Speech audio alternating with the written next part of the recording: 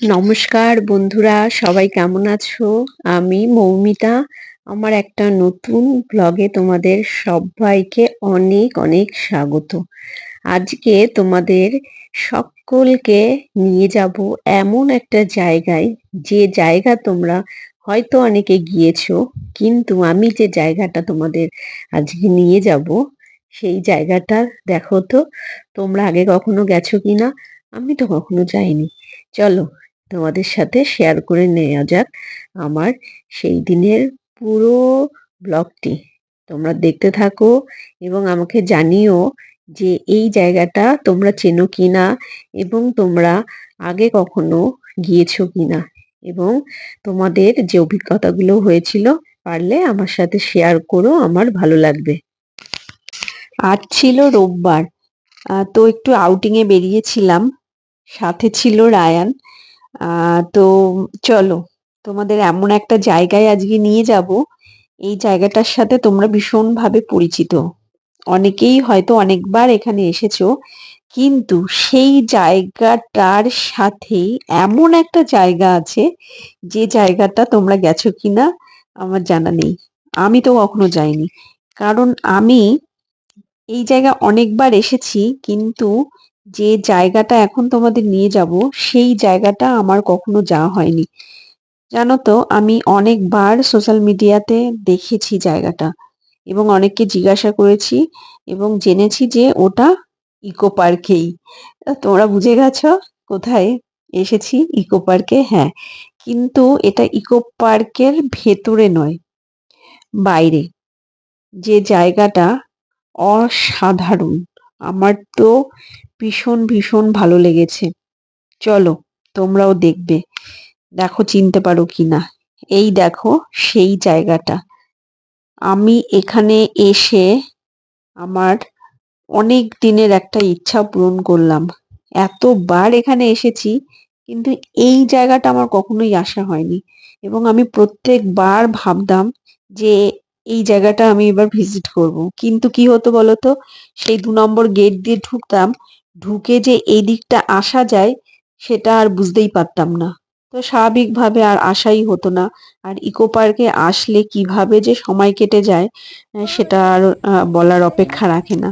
এই দেখো, পুরো মনে হচ্ছে আমি যেন কোনো বিদেশে চলে এসেছি, এত সুন্দর। এবং প্রথমে যদিও এখানে ব্যারিকেড করা ছিল, তো জিজ্ঞাসা করলো আপনারা কোথায় যাচ্ছেন, রেস্টুরেন্টে? তো আমি নিজেও জানি না এখানে রেস্টুরেন্ট বা ক্যাফে আছে কিনা, আমি হ্যাঁ বলে দিয়েছি। তো ওরা তখন আমাকে ছেড়ে দিল। যাই হোক, পরে জানলাম যে এখানে ওই যে ক্যাফেটা আছে না, ক্যাফে একান্তে, তো এই রাস্তা দিয়ে আসা যায়, এই কারণেই হয়তো ছেড়ে দিয়েছিল। তারপর যাই হোক, ওখানে অনেকক্ষণ থেকে একটু ফটোশুট করে মনের মতো করে ঘুরে তারপরে আবার চলে এসেছিলাম ২ নম্বর গেটে, এবং ওখান থেকে টিকিট কেটে তারপরে ভেতরে এন্ট্রি নিলাম। রায়ান বোধহয় এই দ্বিতীয়বার এখানে আসলো। অনেকদিন ধরেই আমরা ভাবছিলাম রায়ানকে নিয়ে আসবো, এবং রায়ানকে বলেও ছিলাম, কিন্তু যেটা হয় আর হয়ে উঠছিল না। তো এবার ঠিক করলাম যে ওকে নিয়ে আসবো। ও তো ভীষণ খুশি এখানে এসে। আসলে এতটা খোলা জায়গা, চারিদিকে এত লোকজন, এবং এত সুন্দর জায়গাটা, যে সেই সৌন্দর্যের অনুভূতি বাচ্চার মধ্যেও কিন্তু থাকে। তারপর যেটা হয় আর কি, কিছুক্ষণ ঘুরলাম, ফটোশুট করলাম। আমার আবার ইচ্ছা হচ্ছিল একটুখানি বোটিং করি, কিন্তু ওখানে আবার দেখলাম যে ৫ বছরের নিচে বাচ্চার অ্যালাউ নেই, তো ওই কারণেই আর বোটিংটা করা হলো না। ঠিক আছে, কোনো ব্যাপার না। তো রায়ানকে কিছু খাওয়াতে হবে, কারণ সেই আমরা ৩টের সময় বেরিয়েছি বাড়ি থেকে। তো এখন প্রায় বিকেল হয়ে গেছে, তো ওকে কিছু খাওয়ানোর দরকার। তো এই কারণে এই দেখো, এর মাঝখানেই একটা ছোট্ট ক্যাফের মতো আছে, যেখানে স্ন্যাক্স, কফি, কোল্ড ড্রিঙ্কস এগুলো পাওয়া যায়, এবং এটা কিন্তু জলের মধ্যে। চলো তোমাদের দেখাচ্ছি, এই দেখো। তো ওখান থেকে একটু হালকা কিছু নিয়ে নেওয়া হলো, এবং রায়ানও আমাদের সঙ্গে খাচ্ছিল। যদিও ওর খাবার নিয়ে এসেছিলাম, কিন্তু এখন ওর নিজের খাবার কি আর খাবে? তো ভাবলাম ঠিক আছে, একটু আমাদের খাবার খাক, তারপর ওটা ওকে খাওয়াবো। যাই হোক, এই করে অনেকটা সময় এখানে কাটালাম, ঘুরলাম। কিভাবে যে ইকো পার্কে আসলে সত্যি সময় কেটে যায় না, আমি নিজেই বুঝতে পারি না। যেটা হয় বলে না, ভালো সময় খুব তাড়াতাড়ি চলে যায়, ব্যাপারটা সেরকমই আর কি। রায়ানকে ওর বাবা একটু খাওয়ানোর চেষ্টা করছিল। ও বেশ খাচ্ছিল টুকটুক করে। সাধারণত কিন্তু ও একদমই ফুডি নয়, যেটা আমাদের খুব একটা বড় সমস্যার কারণ। যাই হোক, এই করেই এখানে অনেকটা সময় কাটলো। আর ওর তো ভীষণ মজা। এই দেখো, উপর দিয়ে তখন একটা প্লেন যাচ্ছিল আর সঞ্জীব আমাকে দেখাচ্ছিল। আসলে প্লেন দেখলেই না কোথাও ঘুরতে যাওয়ার কথা ভীষণ ভাবে মনে পড়ে। অনেক দিন হলো দূরে কোথাও সেইভাবে যাওয়া হচ্ছে না। সেই কারণেই হয়তো প্লেন দেখলে সেই ব্যাপারগুলো আরো বেশি করে মনে হয়। ওরও মনে হচ্ছিল, এই কারণেই আমাকে দেখালো। ছোটবেলায় যেরকম যখন ছাদে যেতাম, ওরকম প্লেন যেত, সে যে কি আনন্দ লাগতো, সে যে কি একটা আলাদা অনুভূতি। সত্যি দিনগুলো কি সুন্দর ছিল, তাই না? তো আমি ভেজিটেবলের তোমরা কিছু একটা খাচ্ছে আইটেম ভালো। নিয়েছিলাম, কিন্তু এত গরম খেতে পারছিলাম না। আর রায়ানের বোধহয় একটু ঝাল লেগেছিল, কারণ যেহেতু সস খেয়েছিল, সস খেলে একটু তো ঝাল লাগে।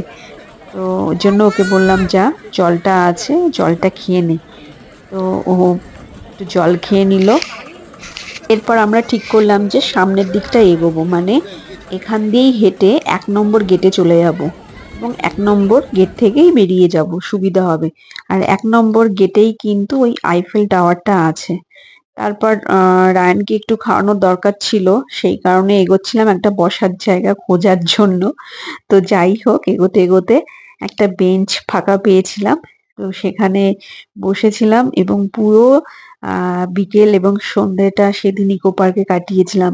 যেমনি সুন্দর হাওয়া দিচ্ছিল এবং যখন সূর্যটা অস্ত যাচ্ছিল এই আহ জলের মধ্যে দিয়ে, এত সুন্দর লাগছিল দেখতে।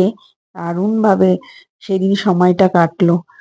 তবে কি জানো তো, যখন বাড়ি থেকে বেরিয়েছিলাম তখন দেখছিলাম রাস্তায় কি অদ্ভুত ব্যাপার, এক জায়গায় বৃষ্টি হচ্ছে, আবার কিছু দূর এগিয়ে যাচ্ছি সেখানে গিয়ে দেখছি রোদ। এটাই হচ্ছে বর্ষাকালের মজা। তো ওটা নিয়ে একটু চিন্তা হচ্ছিল যে ইকো পার্কে গিয়ে যদি বৃষ্টি হয়, ছেলেটা এত মনে আশা নিয়ে এসছে, এখানে খেলবে, একটু সময় কাটাবে। আর আমরাও ভাবছিলাম যে অনেকদিন যেহেতু আসি না, তো রায়ানকে নিয়ে অনেকটা সময় কাটাবো। তো যাই হোক, ঠাকুরের ইচ্ছায় আর বৃষ্টি হয়নি। তো ওখান থেকে আবার চলে এসেছিলাম সিসি 2-তে। সিসি 2-তেও আমার বেশ কিছুদিন পরে আসা হলো, যদিও তেমন কোনো প্রয়োজন ছিল না, তবুও আসলাম। আর আসলে পরে তো টুকটাক একটু কেনাকাটি হয়েই থাকে। বিশেষ করে আমার সিসি 2টা এই কারণেই ভালো লাগে যে ওখানকার যে অ্যাম্বিয়েন্সটা বাইরের, বিশেষ করে এত খোলা মেলা জায়গা, তো খুব ভাল লাগে। কিন্তু এই যে এইখানটা যেটা ফুড কোর্ট, এখানে এসে তো আমি অবাক, পুরো দেখি চেঞ্জ হয়ে গেছে। তার মানে আমি অনেকদিন পরেই এসেছি, এটা আমার মনে হচ্ছিল। প্রথমে তো ভাবলাম যে এটা কি কোনো রেস্টুরেন্ট, ঠিক জায়গায় ঢুকলাম তো। তারপর দেখলাম না না, ঠিক জায়গাতেই ঢুকেছি। এই যে রায়ানকে তখন একটু দুধ খাওয়ানোর প্রিপারেশন নিচ্ছিলাম, কারণ ঠিকঠাক ভাবে ওর আজকে খাওয়াই হয়নি ঘুরতে আসার আনন্দে। কিন্তু যদি না খায় তাহলে তো ও আর মজাও করতে পারবে না, অনেকটা উইক হয়ে পড়বে। তো যাই হোক, ওকে একটু খাইয়ে নিলাম আর আমরা একটু টুকটাক স্ন্যাক্স খেলাম। কারণ আমাদের ইচ্ছা ছিল যে আমরা আজকে দাদা বৌদি থেকে বিরিয়ানি খাবো বারাকপুরের। কিন্তু সেটা আর হলো না, কারণ রায়ান গাড়িতে ঘুমিয়ে পড়েছিল। তো আমরা যদি আবার ওখানে খাওয়ার জন্য নামতাম তাহলে ওর ঘুমটাও ভেঙে যেত। আর তারপরে দেখলাম যে অনেক রাতও হয়ে গেছে, পরের দিনও আর স্কুল আছে। তো ঠিক করলাম যে অন্য আর একদিন না হলে দাদা বৌদিতে আসা যাবে। তো ওখানে আর একটা দেবাপির বিরিয়ানির রেস্টুরেন্ট আছে, ভীষণই বিখ্যাত বারাকপুরের, ভীষণ ভালো। তো ওখান থেকে পার্সেল নিয়ে নিয়েছিলাম। তোমরা সবাই ব্লগটি দেখো, আমাকে জানিও কেমন লাগলো। টাটা।